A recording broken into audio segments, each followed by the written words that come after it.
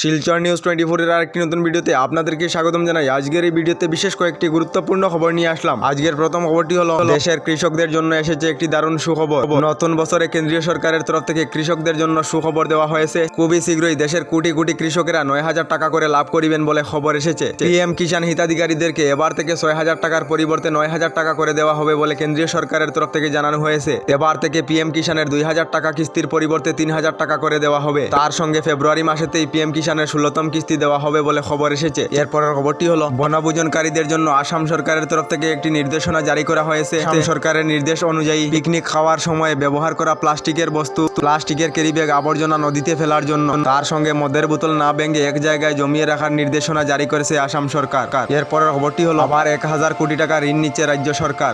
Security bond বন্ধক রেখে আবার 1,000 কোটি টাকা ঋণ নিচ্ছে আসাম সরকার বলে খবর এসেছে। জানা গেছে রিজার্ভ ব্যাংক অফ ইন্ডিয়াকে এ ব্যাপারে প্রস্তাব পাঠিয়ে দিয়েছে রাজ্যের অর্থ দফতর।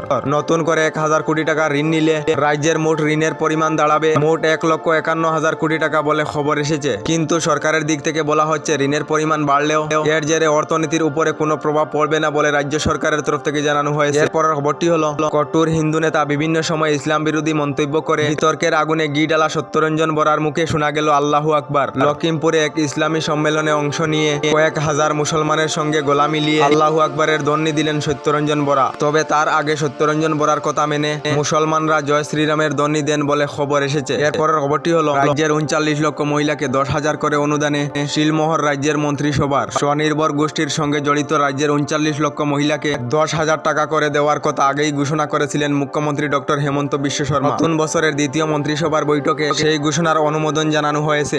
তার সঙ্গে আরো বেশ কিছু গুরুত্বপূর্ণ সিদ্ধান্ত নেওয়া হয়েছে এদিনের বৈঠকে মন্ত্রী জয়ন্ত মল্ল বড়ুয়া জানান, মুখ্যমন্ত্রী উদ্যমিতা অভিযান প্রকল্পে ছোটখাটো ব্যবসার জন্য রাজ্যের 39 লক্ষ মহিলাদেরকে প্রথম পর্যায়ে 10,000 টাকা করে দেওয়া হবে।